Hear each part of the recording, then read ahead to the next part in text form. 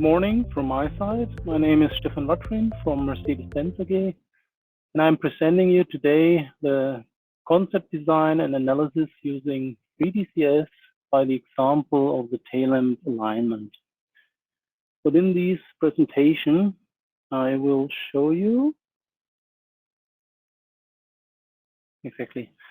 first one, introduction about the Mercedes-Benz AG. I'm sure you know, but then the tolerance management at Mercedes-Benz AG. And then I will give you some overview about the investigation, like the objectives, some details, especially of the different concepts we're looking at in the live demo afterwards. And then we'll have some summary and the process overview and the conclusion and outlook at the end. Mercedes-Benz AG, I'm sure everybody of you know the sign, everybody of you know the brand, and know that it's responsible for the global business of Mercedes-Benz cars and vans. I brought you some numbers. I won't go into detail here. What's maybe interesting that, of course, Mercedes-Benz, not only Mercedes-Benz cars, as well as sub-brands like AMG, Maybach, the EQ, the electric cars, the G-Class, the Smart brand, and as well for the digital services, the Mercedes-Me brand. So within this environment, the tolerance management is located in R&D. I say this because I know that several other companies and OEMs have some tolerance management within the production. In our case, it's more in the early phase, more concept work to ensure the high quality, to reduce the quality issues during the ramp-up phase and series production. So we are mainly working on the alignment concepts, the tolerance concepts, and as well the definition of the tolerance requirements for components, the assemblies, and up to the overall vehicle as, you can say some objectives for the manufacturing line. Some words to myself, Stephan Watrin. I said before, I'm working in the tolerance management for body in white and exterior. I started 2007 in the research center in Ulm from Daimler. There I did a lot of optimization of processes, methods, and tools regarding tolerance management. And since 2015, I'm working here in the tolerance management for body in white and exterior. My first experience with DCS was in 2006 during an internship in Spain. And due to my research work, I'm more an expert trainer here for the internal colleagues, and as well we are discussing several possibilities, enhancements with DCS. So back to the presentation. The C-Class Coupe tail lamp alignment, the objective of such a investigation in the early phase is that the vehicle's design is very important, and as well as an emotional sales argument. The gaps and the flashnesses are key driving factors for perceived quality and model luxury. Of course, the customer, for example, cannot say this gap looks weird or this flashness, it's something wrong with it. But it's kind of gut feeling, and the customer, he knows something's not working, it's something it's not matching, and there the gaps and flashes have a very high impact to these feelings. So the tolerance simulation in this phase is a rapid estimation of different alignment concepts in order to achieve a robust design. And as you know from design for Sigma, for example, a robust design, parameter design, is more important than a good tolerance design. And if you have a robust design, you don't have to work so much on the tolerance design itself. Therefore, it's very important. Coming to the tail lamps, we see here several tail lamps of different Mercedes-Benz cars. Our car here is, for this investigation, the C-Class PT. The lamps normally are screwed in on 3 positions. You can see it here in this picture on the upper right side. This is a CID picture from the car. The screwing points, especially in the early phase, of course, are not set. That means we still have some possibility to adjust, for example, the size of these 3 points or even the vector of the embossment. This, of course, influences the results of the gap and flushness measurement, the deviation we have between the sidewall and the lamp. We have, for example, here one hole. It's in the sidewall paneling. We will see that later in the live demo, in the model. There, of course, the accuracy is better than with a separate part, which has to be aligned to the sidewall paneling. Therefore, there are many possibilities, and every concept has its advantages and its disadvantages. Here I have a spacer. This is a kind of a gap setter. So it's used, for example, in the manufacturing line, assembling line. The worker is pressing the lamp against the sidewall, and the spacer sets the gap, and then it's screwed. So within the live demo, I will show you 6 possibilities where I'm varying the geometrical effects and these locator effects. Coming to the geometrical effects, you see here the 3 screwing points, which means you have the primary base from these 3 points, and then in this position you have the hole, which is setting the Z and X direction more or less. Here you see the coordinate system, and this one you can see as a slot just for the Z direction. So the second concept means we're set with a third point a bit lower, which means have a bit bigger base for the primary. The rest is the same. Third concept means I just switched the vector of the embossment a bit more in the X direction, from the Y more to the X direction. I'll show this later in the model. It's more clear. So coming to the locator effects, concept 4 means we're using this pin for the 1 Z and 1 X direction. And then the spacer concept, number 5, which means we have 3 spacers, 2 in Z, 1 here on this side, 1 here, and 1 here for the X direction. And concept number 6 will be a combination with 1 spacer here and here the pin for the secondary and tertiary direction. Few points regarding the model itself. Well, like I said, in the first or in the early phase of the concept development, we have only a rough picture of the design and nearly a first draft of geometry.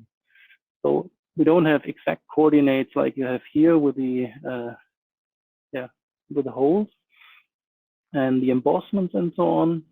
So we have a point-based modeling, and we use standard tolerances, and we have gap and flush measurements. So let's go to DCS. I already prepared the model, like I said. So we have the parts here. We have the tail lamp, and here we have the sidewall. You already saw this. And that's what I meant. This is the single part of the sidewall paneling, which means here, of course, the geometry in this area and as well the hole here is very accurate. As this is another part, the accuracy is a bit worse. So back to the model. I won't go into detail regarding the tolerances. Like I said before, it's standard tolerances, so just 0.5 and 1.0 for different things. So let's have a look here. So this is our standard concept. Okay, here you see 3 degrees of freedom. Okay, now we see the big base. You see that 0.3 is getting a bit down. Then we're going to the vector, which means you see it tilting a bit. Now we're seeing the pin concept here. Then we see the spacer concept with the 2 Z spacer and 1 X spacer. And last but not least, the combination with the pin here and the spacer here. Okay, so showing the lamp again.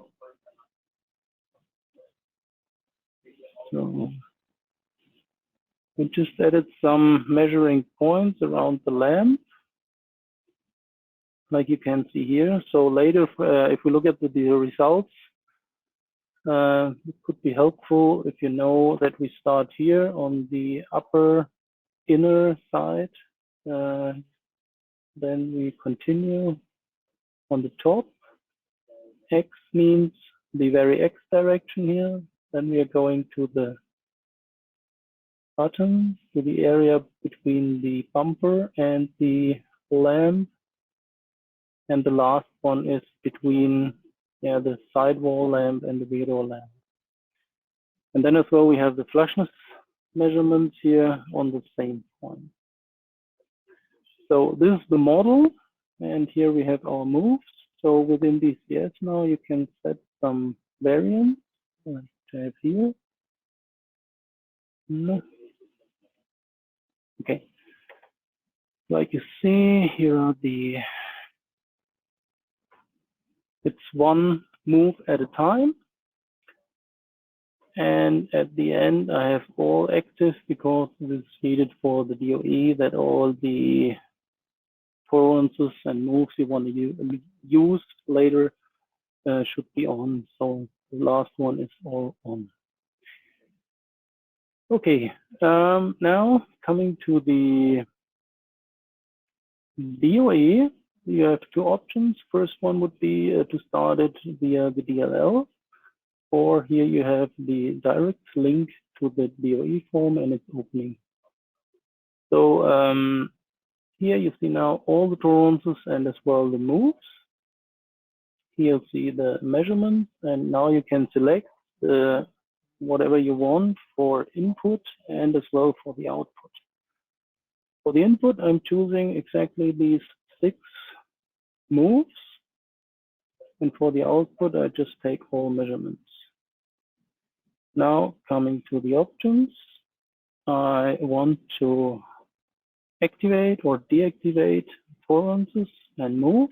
That's here. The other options we don't need right now, as we have some web needed.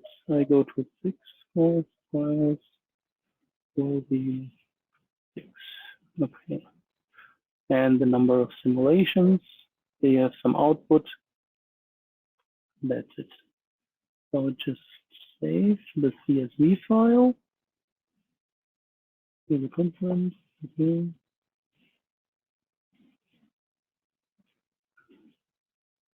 And now you can edit the input file.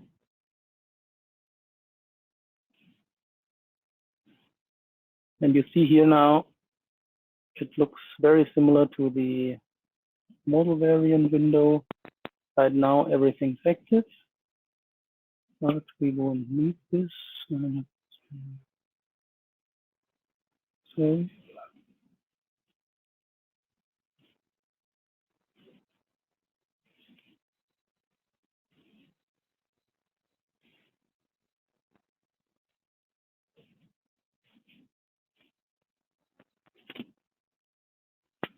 now I'm just setting the input, which means active 1, inactive 0. So let's check. Should work. That's the input. Now we can save it. That's it. Okay, now we are running the D2S DOA viewer, and this window is opening. So it just makes some change here. It's due to the point and comma and environmental stuff. And that's it. Now just starting DOA. Okay, you see it's really fast. Simulations run, sensitivities run, and geofactor as well run. So we can go to the window. Here now in the folder, you see the output, CSV file. So what I'm doing now is to do some formatting. Sorry. Easier.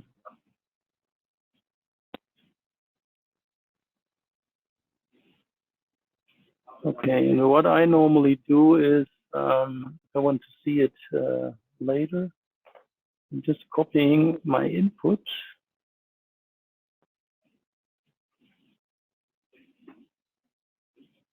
here on the top. That means if I look at it afterwards, let's say in 1 year, I don't know what I simulated, especially if I have several combinations between tolerances, smooths, and whatever. So now I have all the information here about the inputs, about the results. So within the results sheet, we see right now the Six Sigma deviation, which is the most important thing for me. Of course, we can rename it here, which I normally do, but I will show you this later. And what I normally do, very easy, these possibilities within Excel, which means some highlighting, conditional formatting. Yeah.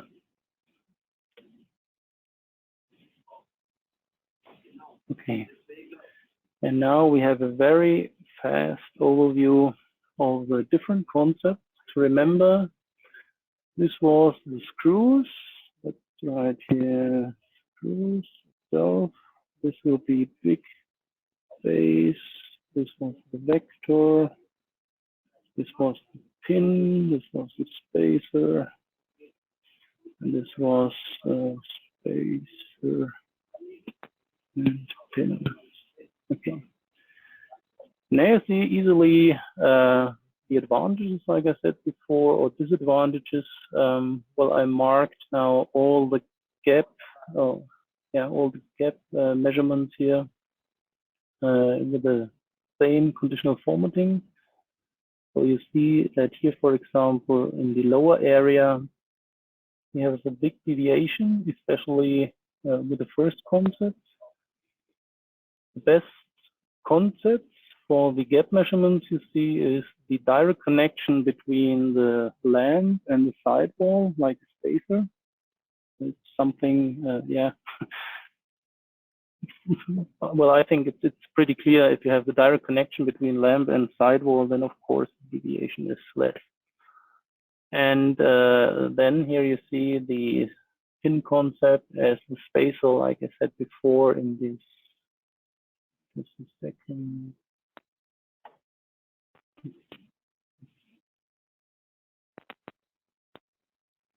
Yes. In this area, it's hardly to realize due to the boundary conditions from press shop and package and so on. So therefore, especially the Mercedes cars, we have very often a pin in this area.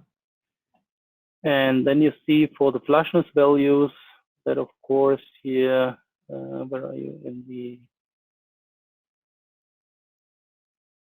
the lower area, that there is a big deviation for the flushness. So now, of course, the discussion would go on, and with all the different departments, like I said, the press shop, styling, design, colleagues from planning and so on, they are all discussing regarding the costs, the quality, the time needed, and so on. And then a decision is made how to proceed for the car line. That's how we usually do. Before I go back to the presentation, I want to show you how my Excels look like I showed you before with the conditional formatting as well. I added some groups here, and I have the input here, so you can easily see, for me, the estimated total out is a relevant point. You can say, for example, 1% out of spec is yellow and 5 is red or something like this, and then you will go get an easy overview. And this is how I normally store these DOE outputs for myself.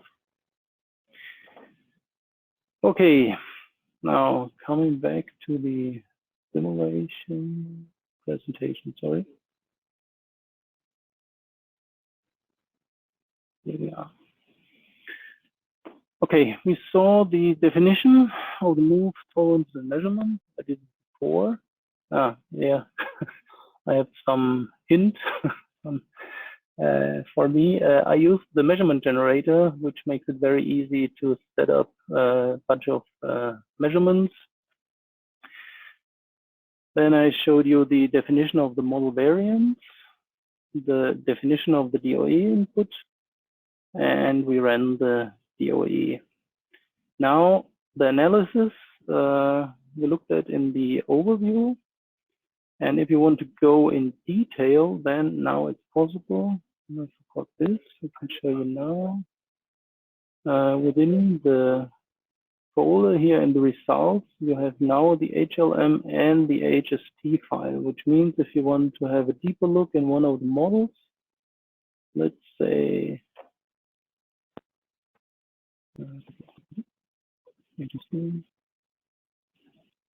let's say the performance space concept and the HLM.